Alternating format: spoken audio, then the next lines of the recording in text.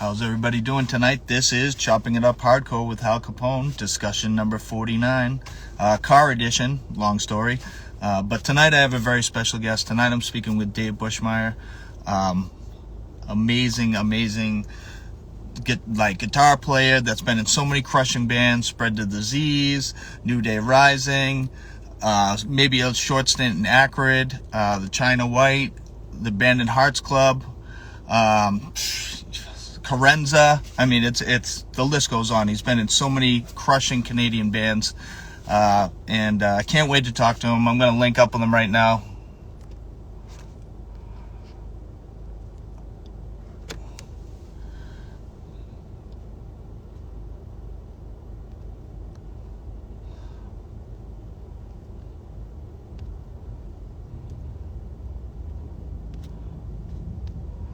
Dave, it's saying you need the latest version of Instagram to link up with me. It's not letting you join. Is there any way you can update your Instagram?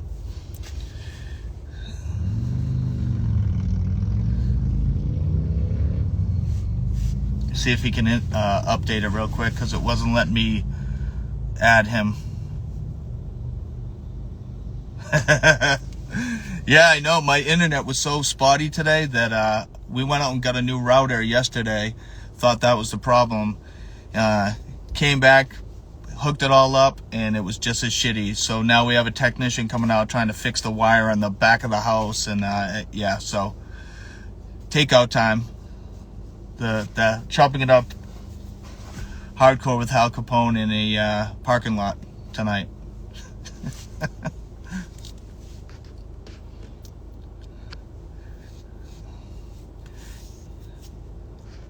I'll just keep trying until it updates for you. Hope everybody's good. I mean, this is very odd for me to be doing it in my car in some weird parking lot, but the beard will be coming in the wintertime, that's for sure. I'll see if I can... he's off right now, updating. Justin, what's good? No, the beard will be back, believe me. Hopefully the cops don't kick me out of here. Some random weirdo sitting in his car talking to his phone. Sweet. All right.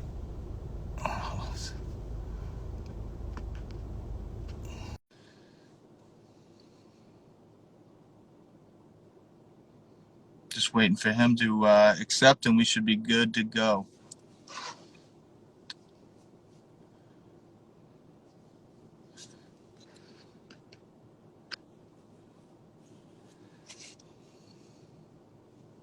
I just sent you the invite, Dave. Hopefully it got to you. We'll work this out.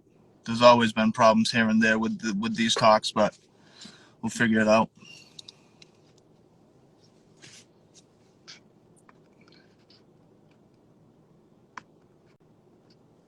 Try it again.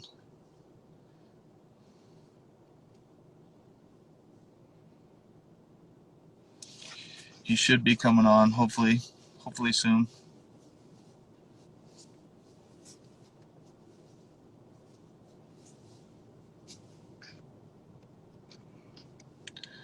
Says you're unable to join.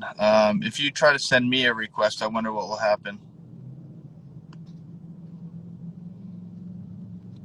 Try again. We'll make this work. It's always the little technical difficulties that happens with this stuff. There we go. Can you hear me? Yep, I can hear you good. That's awesome. I want to thank you so much for doing this. I'm glad we worked this out. Like I said, it was a little strange. I'm doing a car edition to this, and so are you. So it's perfect. Yeah. And once again, thank you for taking time out on a Sunday to talk with me about some old times and what you got going on now too, because I know you're working on some new music as well. Yeah. First of all, thank you so much. I got your message. It was like, oh, people want to talk to me? Like, what? What's that all about? Well, like I said, I was a big New Day Rising fan. I think Memoirs of Cynicism was to me, it's in my top 25 hardcore punk albums of all time. I listen to it nonstop. I literally love that album. And a lot of kids from New Hampshire that I hung out with that are my age Really love that album as well. So I was psyched to talk to you as well as the spread the disease stuff too as well. That was huge for me, and also Carenza, because I had picked up that 7-inch at a record store too. So I was just stoked to talk to you and talk about the old days, and even you had a small stint in Akron as well, right? Yeah. I helped start the band. I played drums, and then when things started moving on and they added members like Kyle from Grade came in on guitar. Him and I really didn't get along back then, and so when that happened, I was just like, I don't know, and so I quit. So I was only really responsible for I would say maybe 5 or 6 songs that were on like the demo or whatever. So Yeah, all of their work that they did was after me entirely. Like all of their like the Buzzsaw split and all that stuff. That was way after me. yeah. Yeah. So, speaking of like punk and hardcore, what got you involved in punk and hardcore back in the day? Were you listening to other stuff when you were younger before you got to punk and hardcore? And what kind of like got you like hooked on punk and hardcore that you wanted to play it and you wanted to listen to it and go to shows? So I was a little metalhead kid before everything. Like before I met these two punk twins, these girls who gave me my first punk rock tape, like a mixtape with the Dead Kennedys on it and stuff. That was like in the 80s, like maybe 87 or something. But before that, I was like way into Twisted Sister, Motley Crue, all that stuff. And then I was just like way into thrash metal. And then when death metal came out in like the late 80s, I was like, this is my jam. But then everything really changed for me when I got that tape. And I was like, man, this music had the Bad Brains on it, a bunch of stuff. I was like, this music is like so. It's like the sort of aggressive stuff of metal, but this energy that metal didn't have at all. Like, and that's what brought me to it. I can totally credit those two punk rock twin girls who I don't remember their names at all from way back then. Oh, that's awesome. So when you got into the punk and hardcore, what kind of bands like got you like excited about, listening to hardcore? What were kind of your favorite bands in the beginning when you first started listening to it? Oh, well, that was New York hardcore all the way for sure. So Youth of Today, even though I was not straight edge at all, but that whole go thing just really got me going. So Youth of Today, and then even like Turning Point, stuff Mm, like that, like 1990, something like that. That's yeah. when it all really started to change for me. I was going to punk shows before that, but never hardcore shows.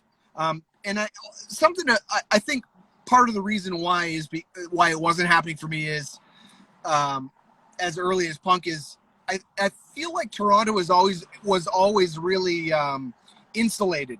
It's not like when you're in Buffalo, you have access to Syracuse and all these surrounding scenes, right? It Yeah. seems Toronto was this insulated thing, and it was hard for me, anyways, before the internet to come upon new and exciting bands. So I would have to rely on my local record store and look through the punk stuff that they would bring in, or the hard stuff that they would bring in themselves. So Yeah, I had a similar background too. I was a big heavy metal kid, and then just like you, got into thrash metal. I got into like the Slayer and Exodus yeah, yeah, and Testament, Death yeah. Angel, stuff like that. And then that kind of turned into the punk and hardcore stuff as well. And then it was just straight on hardcore. I kind of left that thrash metal behind, but I still love Slayer to this day, and a few other thrash metal things too. I never that love never kind of went away, but it was Nope. just hardcore was the thing for me. And I was also a big Youth True guy, Youth Yep. into Judge, Gorilla Biscuits, all that stuff. So, like I said, our background is very similar. Yeah, Um, totally. so was Face Down your first band that you got into, or was there another band before Face Down? Yeah. If I'm thinking correctly, I believe there was another band before Face Down was me and a couple guys and the bass player before he was in Grade. It was Matt Jones before he was in Grade.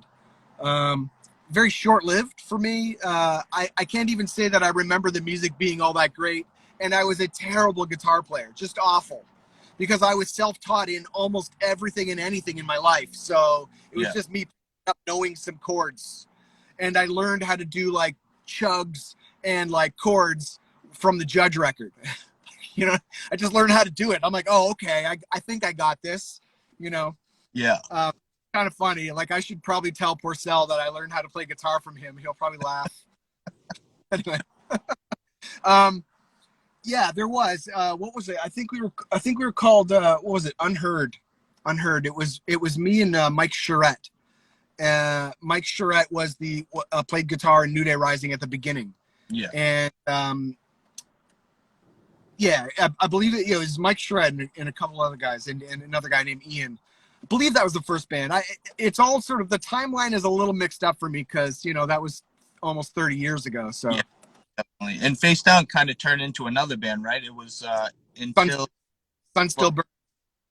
Yeah, and you were in that band as well, correct? Well, right at the beginning. Then I got kicked out. Yeah. I mean, this is like 92 or something, you know. I felt like in 92, well, how old was I? I don't know, like 19 or something, or 20. Yeah. I don't know.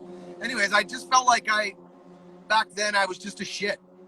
It's just like I would just say whatever I wanted. It would just come out and I would alienate people. So it's my own fault, you know. So when did New Day Rising come about, and how did everything come together with that? And let's see. So, oh man. Because I know the demo cassette came out in 95, right? It did. We started in 94. 94, yeah. We started because I was looking for a band, and the singer, Chris, was in a band called, what was his band called? I can't remember, but I had gone to see that band several times. I had put on that band on some hardcore bills because my first shows that I was ever promoting was in about 94. Like Chokehold, stuff like that. Yeah. And I had put on his band to open up for I think it was Chokehold, if I'm not mistaken. And in that band was the then future guitar player from New Day Rising as well, and Adam and Chris. Both those guys were in that band. And we just sort of, I don't know how it actually happened, what kind of conversation we had, but it was, we should start a band together. So that's what we did. Yeah. And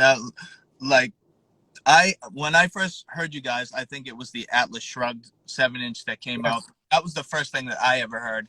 And up in New Hampshire, it was kind of hard to get records here and there because it was either I ordered from Very Distribution, which I don't know if you remember that blog, or I'd go to a record store in Boston, which was like an hour away. So, and they'd have a lot of stuff, but not everything. So I had Atlas Shrugged 7-inch, and then, like I said, I know you guys did the Despair, and then you did the Split Hourglass LP, which was really, really good once I got my hands on that. But like I said, Memoirs of Cynicism was like, I don't know, like the epic album for me, and it's still. You think of like the catalog that New Day Rising did, and what are you most proud of from that? Yeah, it's weird, right? Because there's that band had two separate eras. It was the beginning, which was more of an emo core thing. Not emo proper per se, but it was an emo core. Like, it was like combining the heavier elements with emo. Yeah. Which was the demo, the double 7-inch, the split 7-inch, actually all of that stuff up until Memoirs. Yeah. And I would say that as a cohesive whole, Memoirs is my favorite because it really feels like a cohesive whole record, whereas everything we did up until then was all just experimentation. And of course, while that's great to experiment, and that time in the 90s scene, there was a lot of stuff going on. There was just a lot of experimentation. Bands were really really spreading their wings, trying new things. And that's what New Day Rising was for me. It was just a spreading our wings kind of thing until we sort of came upon that sort of metallic element. Now, I'm not responsible for that metallic element. That metallic element was a result of me quitting the band, and then those guys continuing with somebody else in the band, and them writing a bunch of stuff. And then I don't know what happened, but I ended up back in the band, and we continued from there, and we kept writing and kept writing. So that change in direction had nothing really to do with me. It was those guys entirely. Yeah. But I'm most proud of it because it's like it's a very cohesive set of work. So Yeah. So you quit before Memoirs came out, like got written, not came out, but got written. no, I helped write it, but it was also helped written by another guy, Mike. Yeah. So I can't take full responsibility. I'll say I take half of the responsibility for writing with the other guys as well. So yeah. So it like I said, it's totally not all me at all. It's like if I listen to the songs, I can tell you who wrote what riff. You know what I mean? So. And the good thing about that album for me is it's there's so many elements to it. Like you said, there was like some emo elements, but I think like the singing in that album is almost like an eerie singing. It's not like a straight up emotional like emo band singing. It's right.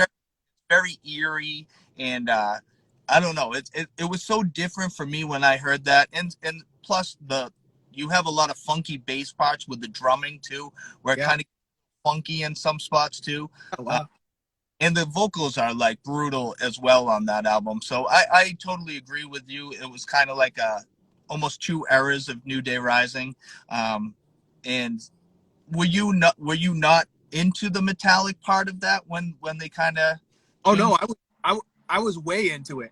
Yeah. That's why at the same time as that I started Carenza. Yeah. And I'll just go on record saying I hate that band. I cannot stand Carenza. So I don't talk about it much. And in fact, I don't put it up on my Instagram. I don't put it up online. It's just sort of, to me, it's like, it's not worth it. But Carenza morphed into Spread the Disease. It had the exact same members, just exact same members doing different things plus one guy. So it's the same band basically. And so we were doing, with Spread the Disease, we were doing like some metal stuff too. So it just seemed like New Day Rising was this sort of like the end of New Day Rising was the sort of beginning of Spread the Disease for me in terms of the style of guitar playing. Yeah. So I loved it.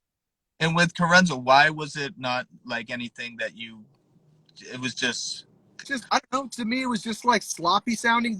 So my original intent with Carenza was to do something like Shotmaker.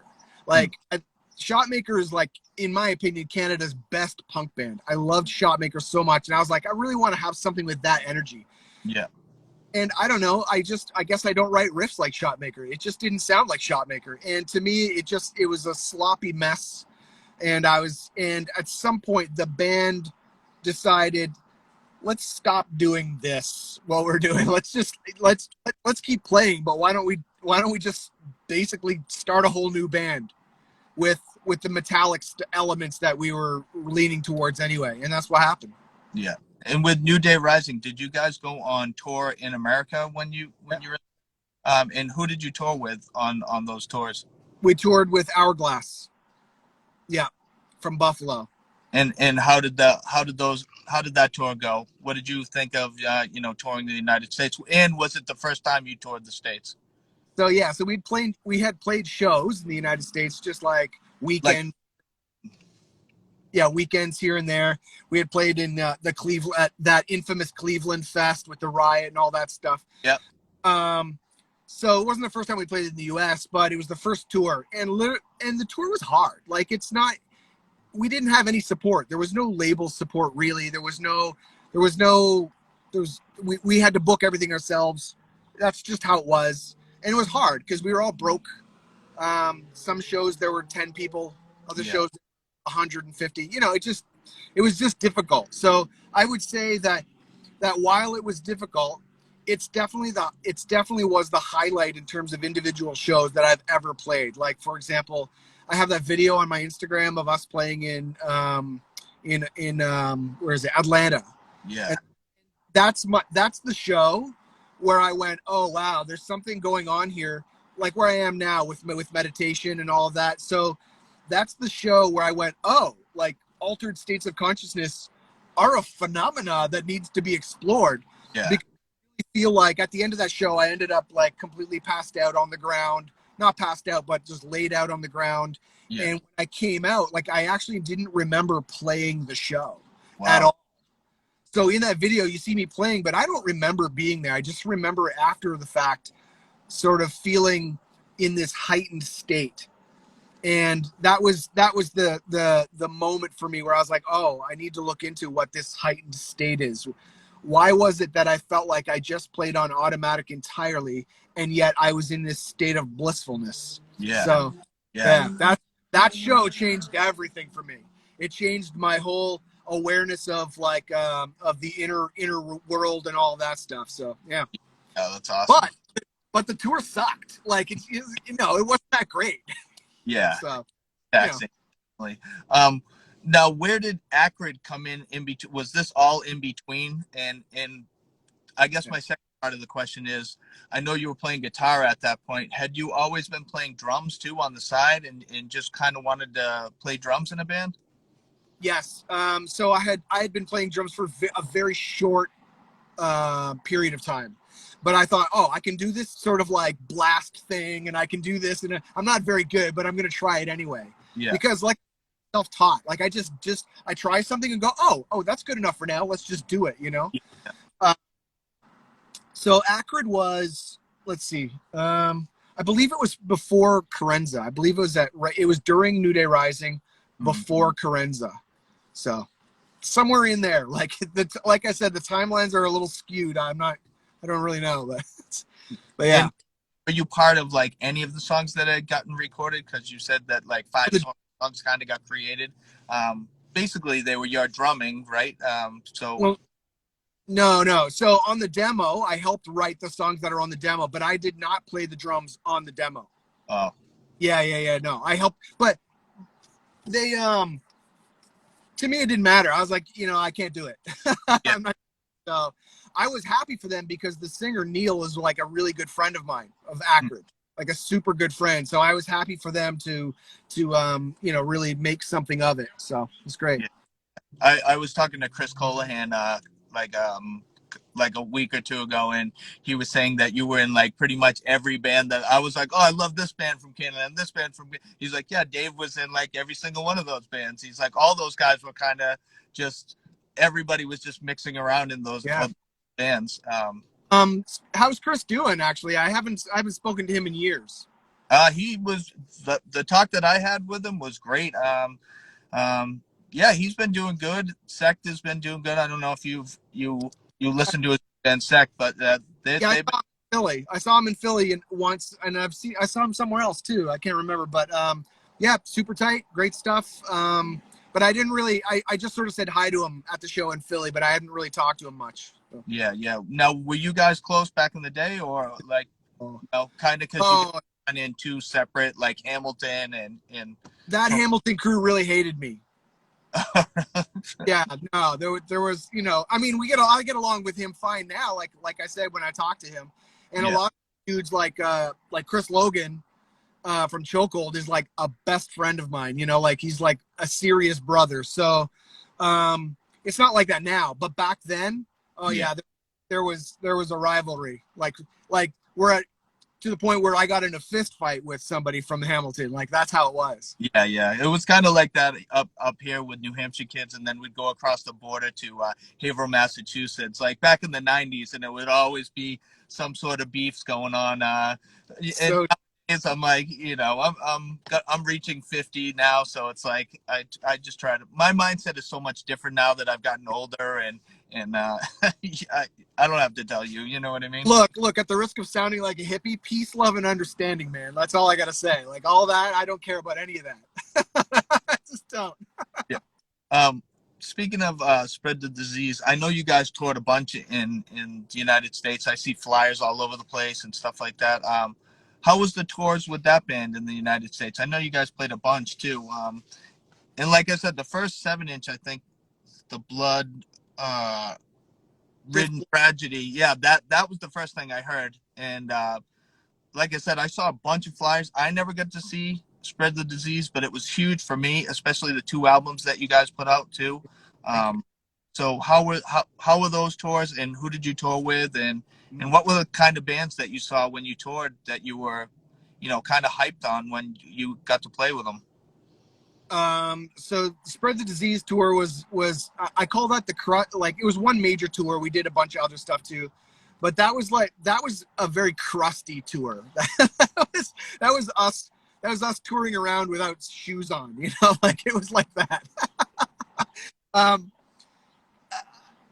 I would say that I enjoyed that tour more probably because there wasn't a major disconnect with the members of the band in the same way that maybe there might have been in New Day Rising. And I say that with all kindness and respect because I still know those dudes in New Day Rising, and I could probably call any of them up and have a conversation, and it would be just great, Yeah. And I really respect those guys in New Day Rising a lot as well too, because they are, and I say guys, but I mean Joanne as well, because she played bass in New Day Rising for a long time. I respect them because they are my musical teachers. They are the ones that I sort of cut my teeth on, So Yeah. but it always felt like there wasn't a cohesion there, right? So, but with New Day Rising, it really felt united. Like we were interested in really doing something well in that way. So that whole black metal angle that we really dove into, we were interested in exploring that, in exploring how heavy and vicious sounding we could be. So I would say that the tour reflected that for me. Yeah. I don't know about those other guys because I actually don't know several of those guys now. We're not connected in any way. But I still keep in contact with Trevor, and I'm still connected with Stu Brown, bass player. Let's see, who did we tour with? It was Race Bannon. We toured with Race Bannon. Do you remember that band? Yes, of course. Totally wacky band. Like, and To Dream of Autumn. It was the other band that we toured with. Wow. Yeah. Race Bannon was just a wacky experience. Every single night we got to play with them was just a blessing because all the bands we played with on some level or shape or form somewhat sounded the same. And then Race Bannon would come on and just blow everybody's minds because they were just a creative juggernaut of a band. Yeah. So, Yeah. yeah. And live is like insane. Just so. Like, are these guys insane? Are they kind of nuts? Like, what is this? You're constantly asking the question, what's up with this band? And even though we toured with them and saw them many, many, many times, we were always going, wow, like what? I don't understand. I don't understand. This is great. Yeah. Did you guys play with Song of Zarathustra because you guys did that split too with them? So yeah, I'm not sure if we did. We might have actually, maybe in Indianapolis, I think, but I don't have a flyer for that show, for that tour, so I can't be sure. I don't know. Yeah. My memory of these things isn't very great, to be honest. Songs of Zarathustra, that split, that Songs of Zarathustra split was much better than our side. Their side was great. Our side was the first couple Spread the Disease songs we did and records we did. I didn't think were that great. Yeah. They're okay, but their side of the split was better. So you guys only had one song on that split, yeah. Right? They had two, right? Is that? Yeah. Yep. That's right. Yeah. I think so. So of all the catalogs of Spread the Disease that you guys put out, what's your favorite? Oh, for Spread the Disease, it's the last record we did for sure, no doubt, because that was at us at our peak. Yeah. That was at, like, firing all cylinders, just being as brutal as we could, and also taking chances, right, with the electronics and the samples and all of that stuff. Trying to be a little bit different than what we had done before.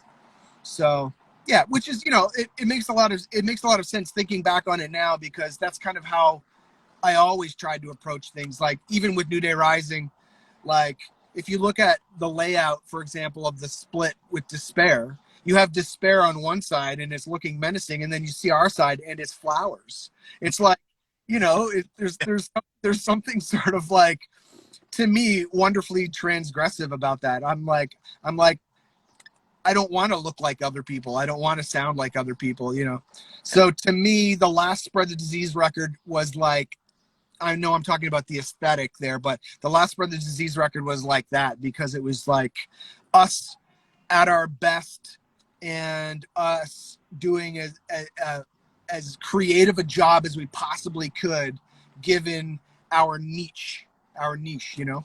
Yeah, yeah. My like for me personally, We Bleed from Many Wounds is my favorite Spread the Disease Yeah. album, just because I think maybe it was like the first thing that I really dove into, and it Yeah. was a bunch of songs and stuff like that, and Yeah. I'm one of those guys that kind of the first thing that hits me on a band that I'm listening to, usually it just resonates with me. I love the second album too as well, and I think did the electronics and the sampling and stuff like that bleed over into the Abandoned Hearts Club because that was kind of filtered into the end of Spread the Disease. Was that kind of like how it like Yeah. that? So right. So the Abandoned Hearts Club is three members of Spread the Disease. It's the same singer. It's me. Instead of playing guitar like I did in Spread the Disease, I played bass in the Abandoned Hearts Club. Mm, Uh, and it was the same drummer. So I believe the conversation we had for the Abandoned Hearts Club was we want to write something less metallic, more spastic and energetic. yeah, And then I believe it was Ben's idea, who's the singer. I believe it was his idea to have some electronic element in that. To me, I just wanted, that wasn't my idea at all. I wanted to just play good music, you yeah, know, and I wanted that band to be tight. Spread the Disease, as great as I think that maybe we were not tight. We were not a tight band. We weren't like as the songs were as good as the songs as good as the songs were. Let me just say it again. It wasn't super tight, you know, like it's a little loose. With the Abandoned Hearts Club, I endeavored to try and make that different, to try and have a tight band, like just a crushing tight band. So, yeah. and what made you guys like end Spread the Disease and start the Abandoned Hearts Club? Since like there was so many members that were in that band, did you just kind of let's start something new and change the name, or No, like, it evolved into that? no, literally, it seems to me, and I could be wrong here, but it seems to me that the end of Spread the Disease was because Trevor went away to school. Yeah, like we stopped practicing and stuff because he went away, and that it just fizzled out. I think because of that. Yeah, Yeah, there was no real breakup or anything, as far as I know. It yeah. was he went away to school, and it just sort of ended. Yeah, But the Hearts Club only had a short stint too, because you had the four song what was it? The Initial Confessions of yeah. Ben yeah, Hart. yeah. Um, and then there was like a few comp songs, and Yep. then a live thing, right? On the was it on a radio station or was it? Yeah. Yep. And that's all you guys put out, right? Is that correct? It is. They when I quit that band, after I quit that band, they went on and wrote more songs. Um, and the songs that they wrote were a little bit more mathematical because they had a different drummer. They had a complete lineup change, all different dudes, a bunch of different dudes, and so the music sounded different. Not all different guys, a couple anyway. And so they did put out or record a record that they never put out. And that was So, supposed to be on the Knit Records, right? Is that what that was? Like those songs uh, were supposed to be on it and never got released or something? That's what I heard about. I I mean, have no idea what it was supposed to be on. By that point, I was far out of that whole thing. So yeah. I don't know. I don't know. What kind of got you out of playing in that band? Oh, because tour was so hard, and because one of the members of the band and I sort of clashed a lot on the tour, and I was like, yeah, I can't do it. I just can't do this clashing thing we're doing. So, and we get along great now. We get along great, like amazingly well. But then it was a weird thing. So I was like, I'm good. I'm good to just go, you know? So Yeah. yeah. Um, I always talk about reunions and stuff like that. A lot of people are totally not into it. A lot of people are. Yeah. Would you open to, like, say, a New Day Rising reunion and play a few shows at Fest or something like that? And that being said, would you be open for a Spread the Disease or a Band and Hearts Club like reunion, like any of those bands? Me personally, I'd love to see a New Day Rising reunion, like show hit a fest or something like that. That would be amazing to see. But I always throw it out there. Just, some people hate it, some people like it. So I love when bands reunite. I don't have anything wrong with bands reuniting, making money, doing what they do, doing what they love to do, doing what they love to do for money. I have zero problem with any of that. I love it. I think it's great. I think if bands come back together and make a whole lot of money and are successful in their reunion, I'm like, there you go. This is the stuff you should have had when you were around, so I'm happy about it. Having said that, I know why I say that, because a lot of people dislike it because they say it's a cash grab, and I'm like, yeah, so cash, what? Give a shit. I don't care. Anyway, so I think it's great. Will any of my bands ever reunite? The answer is no. The Abandoned Hearts Club will not ever get back together with the iteration I was in, because there are members of that band who don't and probably won't ever talk again. So there's that. And also, one of the members is no longer with us. Rest in peace. The Spread the Disease won't, for the same reason I just said. If it was ever to happen, it literally would be like 2 or 3 of us and like 2 other musician dudes. So it won't, Yeah. New Day Rising is an interesting one because we tried. Actually, when I lived in Philly, I drove back once a month to practice with those dudes in New Day Rising, with the express purpose of eventually doing a reunion. So it was the 4 of us, all of us, minus Chris, the singer. And we tried to convince him to do it, and he wouldn't have it. So he just wouldn't do it. So the good news, though, is that in doing so, we wrote some material. We wrote New Day Rising songs that never came out as New Day Rising. What happened is when we finally realized that it wasn't going to be a reunion, I bowed out and said, look, I don't mind traveling the distance if it's going to be a reunion, but to travel all this way, the 8-hour drive from Philly to Toronto area back and forth, was a little much for a new band. So I just sort of said, you guys should get another bass player, because in that iteration of the New Day Rising reunion, I switched to bass and Trevor switched to guitar. Oh, no kidding. Because I had been playing bass for so long and Trevor had been playing guitar for the whole time. Yeah. I had gear, he had guitar gear. I was like, it's fine with me. It's the same basic thing. Yeah. So, what, I didn't care. So I said, at that point, I said, hey, you know what? You guys, I want you to continue doing this band as 3/5 of New Day Rising and find a singer and a bass player and keep going. And they're around still. They're called Pale Drone. Oh, no kidding. Pale Drone. Yeah, they're great. They're really good. So it's sort of like stoner-ish sounding, like sort of slow but heavy. Yeah. And it's got Adam and Ollie and Trevor from New Day Rising in it.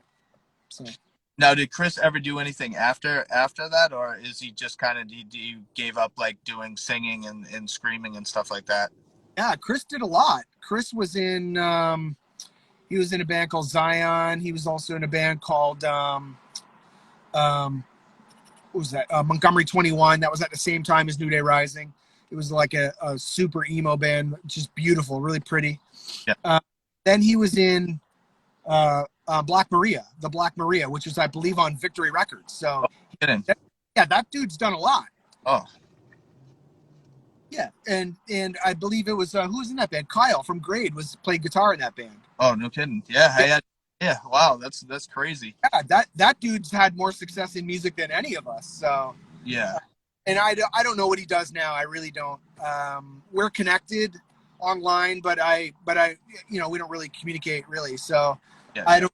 I know he has a family, right? So he's obviously not out being a rock star, So yeah.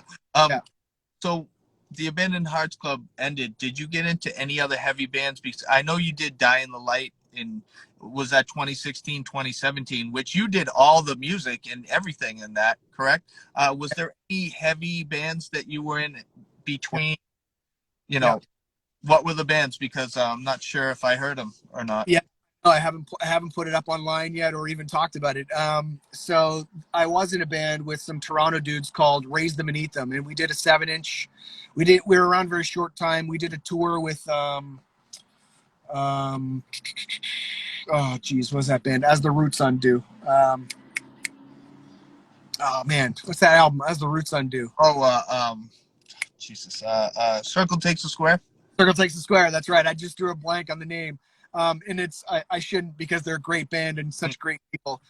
We did a little tour with them around here, and then that's just sort of fell apart. And then at that point, after that, I was getting all my paperwork and stuff together to move to Philadelphia. So, and then when I was in Philly, I was in no heavy bands except I did the Dying the Light. I was in a space rock band called the Formless Form, where I played bass and just really pretty, sort of floating in space, stoner music, Yeah.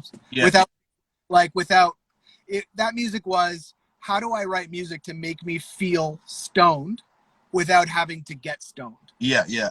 To me, that's what that was. So yeah, but no heavy stuff in between there. No. Yeah. I mean, you're pretty much a jack of all trades when it comes to music. I mean, you've done such a wide, array of music that you've done. Heavy. I mean, the China White is very like indie rock, but almost like the singing reminds me of like 80s style singing, like a flair of 80s style singing. That's yeah. I know you've done like industrial goth dance music as well. Yep. Like pretty much you have your hand in almost every kind of genre, and plus being amazing artist too. How do you fit in all this stuff, and how is your mind so creative that you're always doing something, it seems like? The the easy answer is that I actually don't believe that putting a signature on anything is actually I don't believe that indicates anything about me. I actually believe that that creative, I call it a river of creativity that exists. And some people just have a big cup to dip into it, and some people don't. And I just think that my cup is big. That's really it. I don't know. It just feels like I'm at my most natural as a human when I'm doing that. And so I forfeit a lot of other things in life. Like, I don't have a family. I was married, but I don't have a family or kids or anything. So time is easier for me than it is other people. But also I've forfeited a lot of other things in life to be a creative person. So yeah, that's really what it boils down to, is I feel like I can't help it.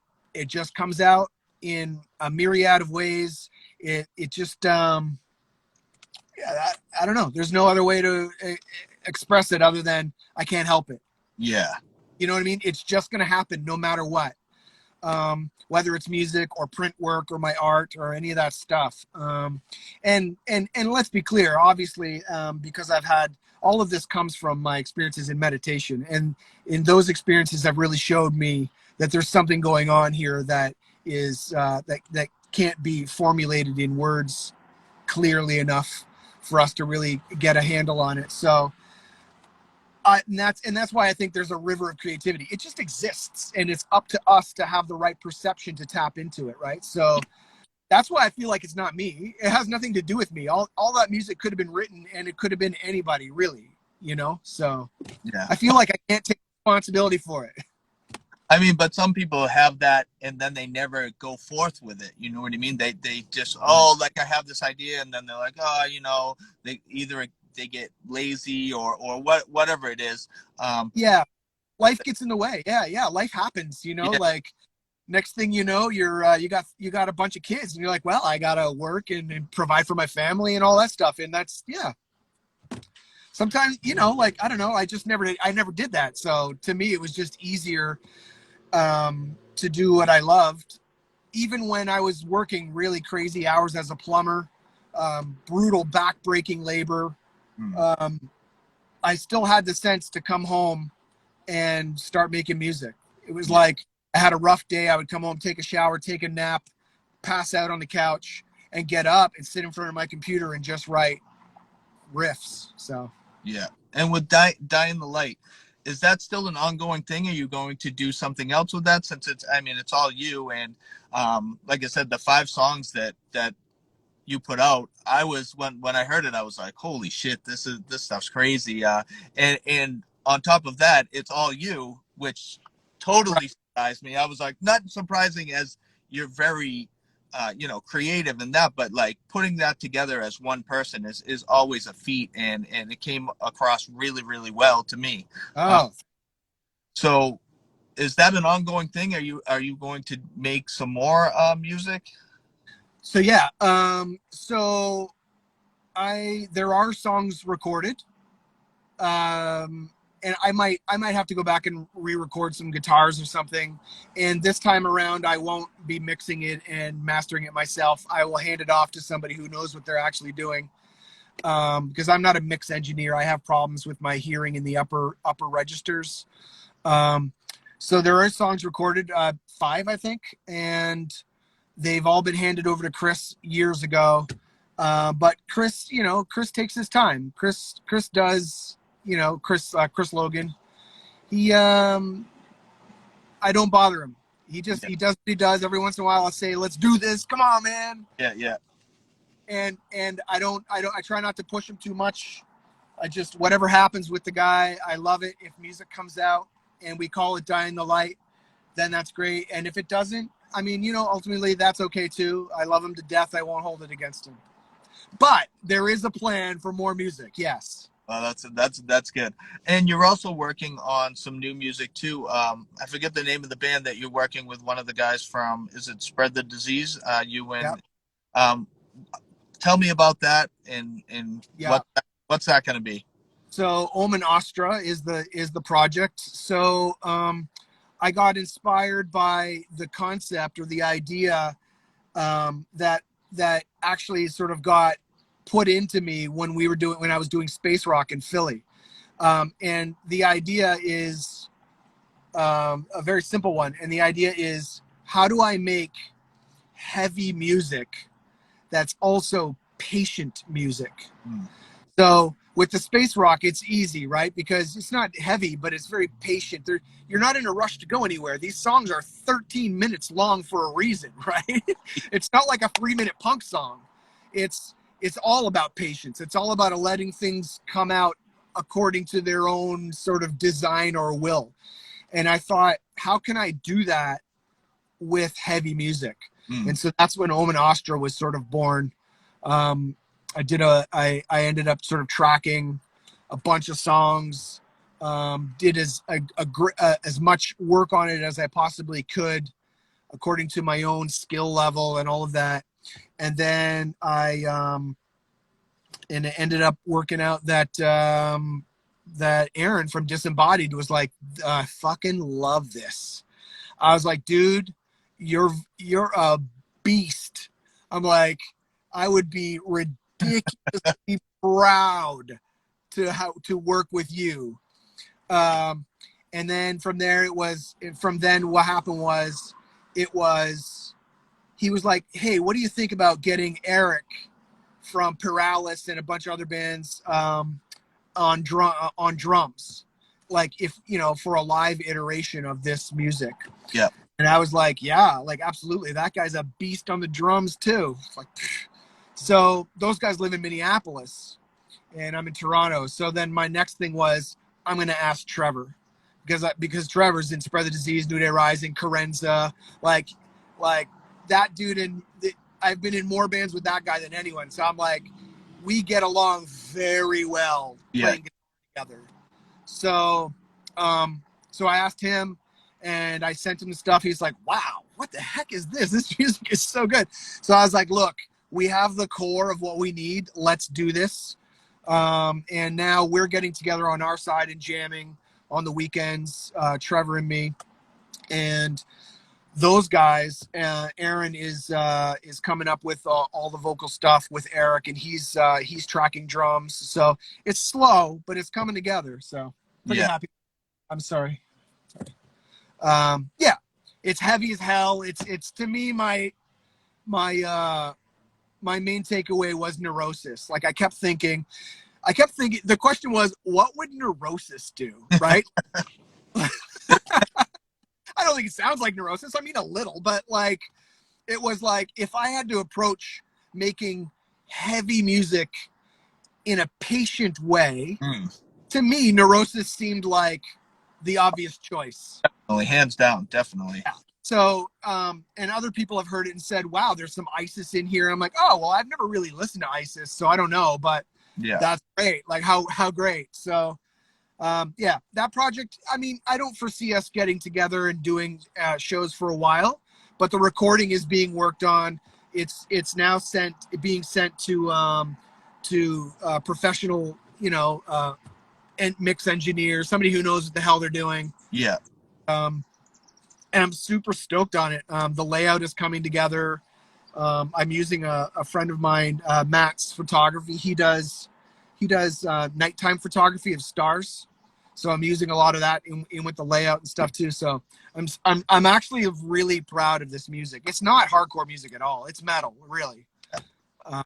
Just metal done by hardcore dudes, I guess. Yeah, but you did layouts the spread. Did you do the layout for the first Spread the Disease album? And then didn't you do Memoirs too? The layout to that, was that you? No. All those layouts were done by I believe it was Ollie. Ollie did that, and the first Spread the Disease album was done by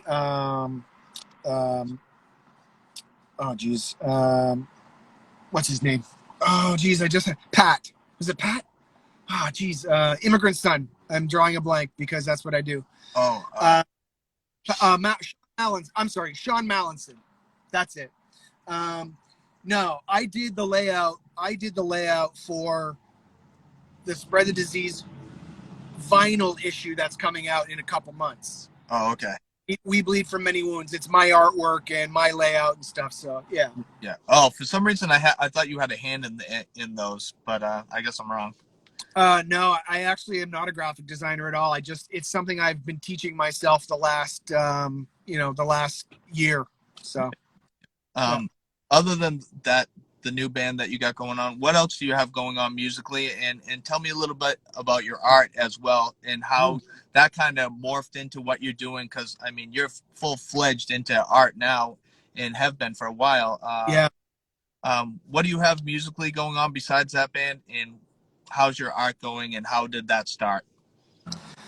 Yeah. So musically, besides the heavy stuff, the stuff I'm really most proud of is this polyrhythmic music I'm doing that that mirrors or comes from the same creative place as my artwork. Now, if you see my print work, it's sort of it boggles the eyes a little bit. Like you can't really stare at it for very long without your eyes moving around and seeing like an optical illusion. It's like op art. Yeah. But all of that art comes from a deep spiritual sense that I've gotten from my meditation practice. And what I tried to do with the polyrhythmic music is create music from the same place that the art comes from. So in other words, I'm not piecing together riffs as much as I'm allowing things to unfold in a very natural way in and on itself like that. So the music is electronic music. There's a lot of synthesizers and things, but what it is the tones are sort of morphing in between each other like this.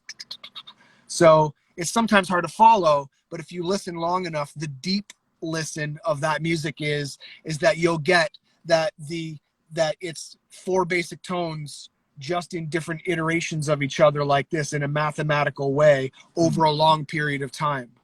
And to me, that music is exciting because it's intelligent. It's not meathead music, like, and I'm not putting meathead music down. I've been loving it since 1986, right? but to me, it's something different. It comes from a higher sense of self. It's it's structural.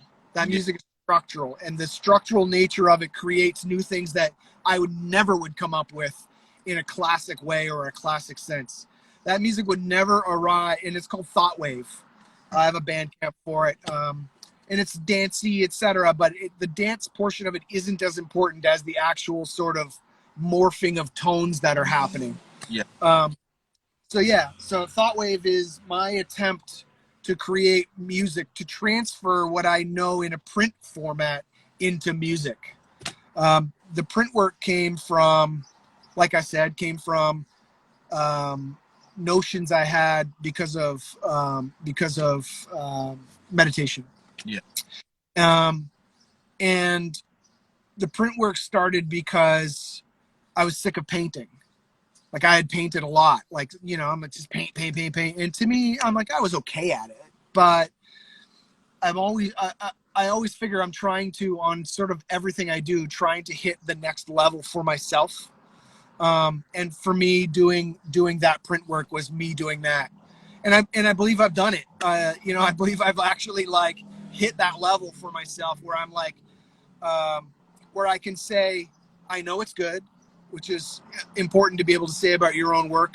If you can't say it's good, then why are you doing it eventually? Or why aren't you changing it? So I'm at a point where I can say, I know it's good. I know it's meaningful. I know that it resonates with other people as well on some level.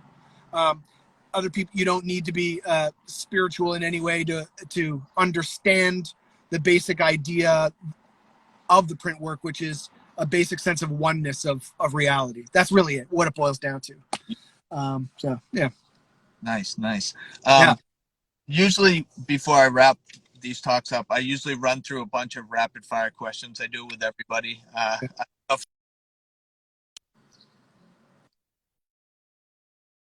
My mom was calling me.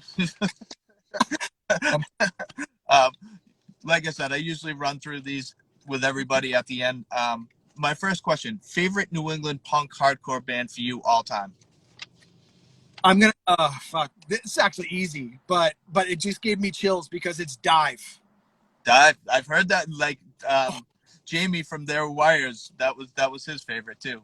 A lot of people, that's a lot of underrated like band that a lot of people love.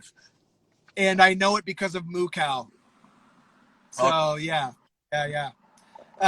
Dive to me was like, it was like the equivalent of to me it was intelligently heavy. You know what I mean? Like there was something about it that just didn't sound like other bands. So Yeah, it resonated a lot with me because it was different, but also it was heavy and it was compelling.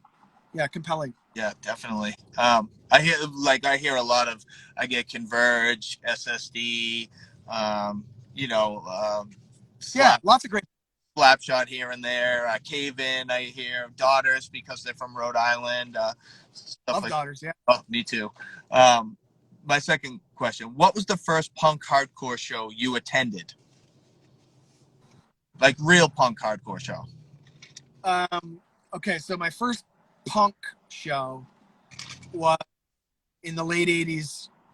Is a Toronto band called A Bunch of Fucking Goofs. Believe it or not. God. First real hardcore show. Oh geez, it was probably I think it was probably in 1989. Oh geez, who was it? It was in Buffalo. Maybe Zero Tolerance. No kidding. It's about right. I don't know if that's exactly it, but it's around there, somewhere around there, like around 89, Zero Tolerance in Buffalo, something like that. Yeah. When you saw that, did it kind of like flip a switch for you that a bunch of hardcore kids, like obviously I'm sure there was a little bit of moshing and Yeah. Oh yeah. on did that kind of flip a switch where you were like, this is it for me? Well, first of all, going traveling to Buffalo was scary as hell. I was like, whoa, this scene is so scary. Everybody here looks really scary. Like, oh my God. So maybe there was like a feeling of it being exciting because it was scary, and because not in Canada, I'm in the US. It may have been 1990, if I'm 89 or 90, something like that. Zero Tolerance really does ring a bell. I don't know. Oh, I've been seeing punk bands. I saw, I'd seen Bad Religion in 1989 in Toronto as well. So it wasn't like that, but hardcore, yeah, I'm gonna say Zero Tolerance. yeah, yeah. It's funny with my background. I saw SSD, DYS, and Angry Samoans when I was 11. That was my first show. At 11, at an all ages matinee at the Channel in Boston, and Legend, my right? oh my God, my cousin's friend who had his license was like, hey, do you want to go to this punk show? And I kind of had long hair, and I was like, oh yeah, I'll go. And the same thing, I went there and I was like, oh, I feel like I'm the only one that has long hair here. Like, I'm gonna get killed in here. And so I loved the energy, but I was afraid. And then so I didn't go to a hardcore show until like 87. But in between those times, I was going to thrash metal shows. I saw, Overkill and stuff like that, and Flotsam and Jetsam when Jason Newsted. But that's a different. But going to a metal show didn't seem as scary. For me, it had a little bit like it was more accepting or something. I don't know. Yeah. That's why I was like, oh, I'm scared. So maybe I'll wait until I'm a little older. And then once 87, 88 hit, I was into hardcore completely, full. All I gotta say is I bow down to you and your old school 11-year-old first show. How great! Yeah, it was definitely changed my life. But like I said, I was scared shitless.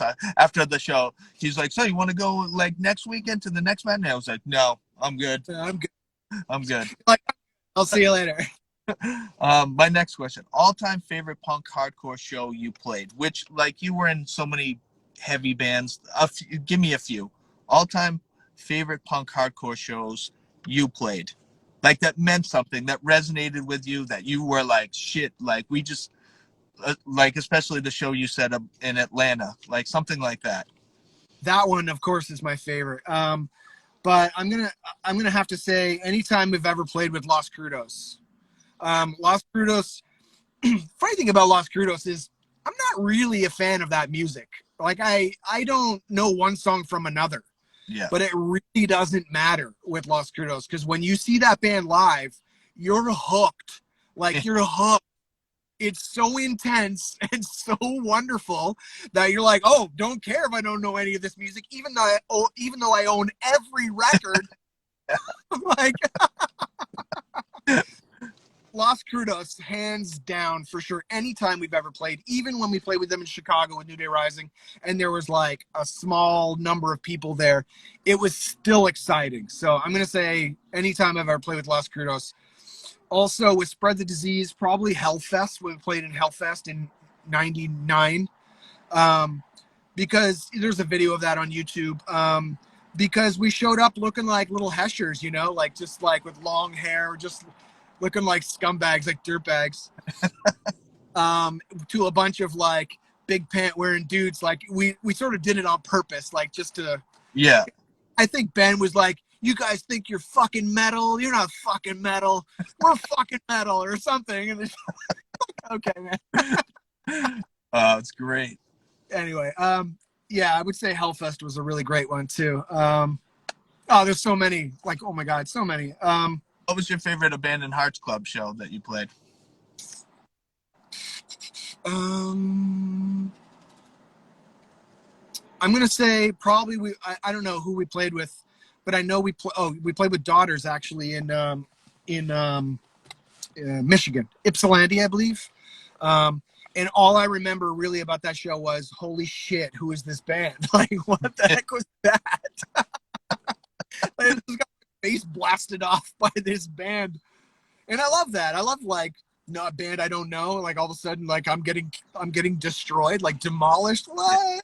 That's the best feeling, when you don't know a band and then you watch them and you're like blown away. I talk about it all the time. The feeling of that is the greatest thing, because sometimes you're there for just like the last band, the headliner or whatever, and then you watch a few bands beforehand, and then somebody really blows you away. Those are like the special times where I'm like, Yeah. holy shit. And then you dive into that band and you're like, all right, what did they put out? I'm going to get Yeah. a shirt. Like, I'm going to do this. God, Support these guys because they just blew me away. I yeah. love that feeling, definitely. And That speaking of daughters, was Lex naked when he played that show? I don't recall that. I don't know. Back then, Lex was naked, so I was just asking. Was what it was. My next question: all-time favorite punk hardcore show you attended that you didn't play, that you went to see? What was your all-time favorite? I'm gonna have to say it was either Fugazi at in Toronto. I believe that was in '90, or the Bad Brains in Toronto, same place. It was the Opera House, Ooh, so like 91, 90, something like that. Oh, or SNFU. I think like I saw SNFU in like '89 and that, or '90, somewhere around there. And that band just slayed me every time. It's like, oh my god, this band is so great.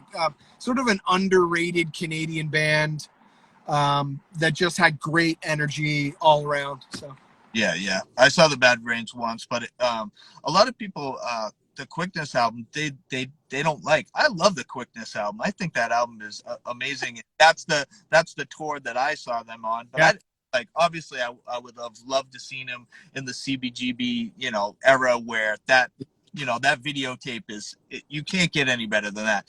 But my when I saw the Quickness tour, I was still blown away, and I love that album even today. So I yeah. know people hate on it, but I love that album, and I was People hate on it because there's some questionable material, really, is what it is. But as a, like, in terms of the music on it, I love it. yeah, me too, definitely. I'm a huge movie guy. I watch tons of movies. That's kind of my hobby. What was the last movie you watched? Oh, I am not a movie guy. I'm not a television guy at all. I barely ever watch television. Let's see. Full movie, right? I can tell Yeah, you a half movie, but a full movie from beginning to end. Uh, yeah, I don't know. Uh, can you give me the half movie you watched? oh, yeah. You're gonna laugh. It's Nicole Kidman and what's her face? That other actress, Practical Magic. Nice. Well, I was gonna laugh. I know you weren't expecting that one. Is that why it was only half a movie? You couldn't get through the rest of it, or? I don't know what happened. Yeah, I don't know. Oh, speaking on movies, I know you're not a big movie guy, but I always ask this too. Favorite all-time horror movie for you? Yeah, I don't know anything about horror movie. No. All right, my next question. Um, I'm a hip hop guy too. I filmed a ton of hip hop shows. Cool. If you've been listening to hip hop, what have you been listening to? Whether it be old stuff or new stuff, what have you been listening to for hip hop? Yeah, there's not much. I always had super appreciation um, for PE, of course. That sort of really resonated with all the punk stuff back when I was listening to all that stuff and the hardcore stuff. Um, and but I would say the most recent stuff is probably Busta Rhymes' Extinction Level Event, Yeah, just because it's just so banging, you know. But in terms of hip hop, I'm extremely ignorant. I don't know. yeah. Yeah. And my last question is favorite song to play live, which I'm gonna go and say like a few of the bands that were big for me that you were in. Favorite song to play live in New Day Rising. That's the first one. Probably chapters. Probably chapters. Or a woman's right off of the split with Oh, Hourglass. oh, love that song. Holy Mar Holy Martyr might be my favorite all time song. That You know, that song rips so fucking hard. Like That or like Shithead is really big for me too, just because I love Memoir so much. But Woman's Right is definitely one of my favorites also. Yeah, it's just got that like this energy to it that's really fun to play. Yeah, but Holy Martyr, Jesus, that song, that's like, if Thank you. anybody did, like, I know I'm old, and I know some young people that I interact with on Instagram and stuff like that. If you don't know who New Day Rising is, go back and listen to this band because it's fucking amazing. Like, the shit is just so good. Anybody that's watching this or will watch this, because I usually throw these on YouTube too, go Okay. New Day Rising. They have a band camp. The shit's on it. It's fucking great. Same thing with Spread the Disease. If you're not well aware of that band, which you should be, like, go back and listen to that stuff too as well. Just I had to throw the plug in there. You know what I mean? To kiss a little ass. But Thank your favorite Spread the Disease song to play? Oh, geez, what? I don't even know the name of it. It's the last song off of Sheer Force of Inertia. I Oh, I don't. forget what it's called. Yeah, I don't know. I have no idea. It's the last one though. It's the one with the I'm trying to. uh, helicopter in Yeah, it. yeah. Oh, I can't. Yeah, that one's a crusher. I like the Electron Compulsion Theory. That song is I like that a lot. That's, I love that record. To me, it like if I had to listen to my entire history of music and I wasn't a part of it, I would say I would pick out that record and be like, this one. yeah. You know what I mean? Like, I love this, you know? Yeah, definitely. And my last question is, like, the Abandoned Hearts Club. What was your favorite song to play You know what? live? I I actually really loved every one of those songs that we did. There weren't a lot. I think we only really had like in the iteration of the band with me. Yeah, I think I think we only had maybe 7 or 8 songs. yeah, Um, I liked them all. I really liked that band a lot. I thought that it was somewhat fresh sounding and spastic and really kind of like energetic. Um, the names of the songs, I don't know. I'm not a name song guy. I don't remember any of them really. yeah.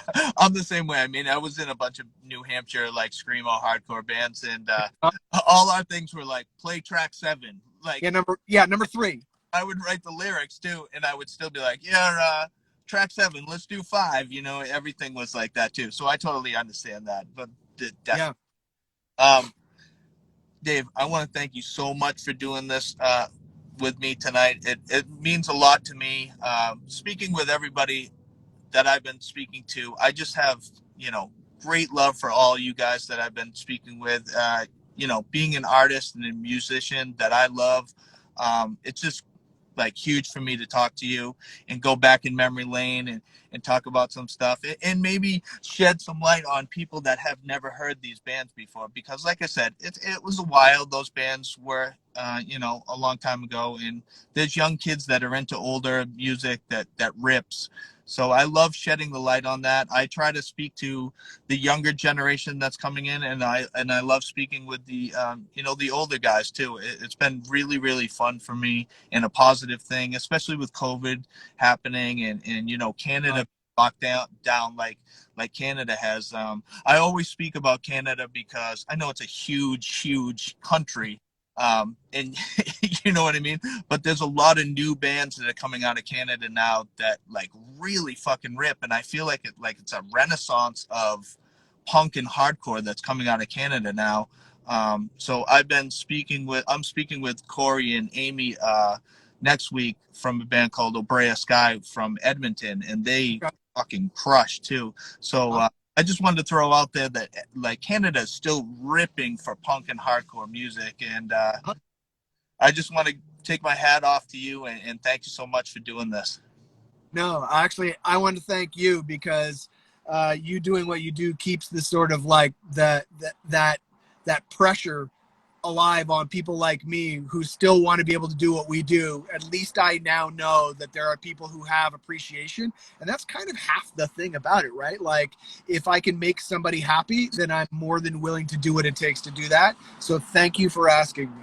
Thank you Yeah, very I appreciate it. Like this New Hampshire, like I said in the beginning, my crew of kids that we hung around with back in the day, that New Day Rising album was very, very important to us. And you know, I know you were only in Acrid for the very beginning, but Acrid was a big band too. Those Canadian bands, Spread the Disease, the Abandoned Hearts Club, like those were big for like a small, like, you know, suburban New Hampshire kids that Look, were I hardcore. look, I said it best the other day. Somebody said, "Oh, you're going to be interviewed." I said, "Yeah, don't you know? I'm the world's most minor big deal there is." Who the hell's that guy? I don't know. He was in some bands. So thank you very much for telling me that we were appreciated. Thank you. I, I I appreciate you, man. And I'll put this up on YouTube, and I'll send you a link. Anything you ever need, like, get in touch with me. Especially if that band gets together and you know, heaven forbid, like, you know, things start to get back to normal again. Um, I'm Yeah. gonna try to set up some shows in New Hampshire. I'm talking to a kid from Massachusetts as well. So anytime, you know, things kind of get back to normal again, let's, you know, stay in touch. If I can help you, I'll definitely try. I used to set up That's time in Massachusetts, so just get in touch with me and let's keep in touch. thanks, man. Thank you so much. Thank you. Thank you. All right, have a good night, and I'll talk to you later. Take care. Thanks, Dave.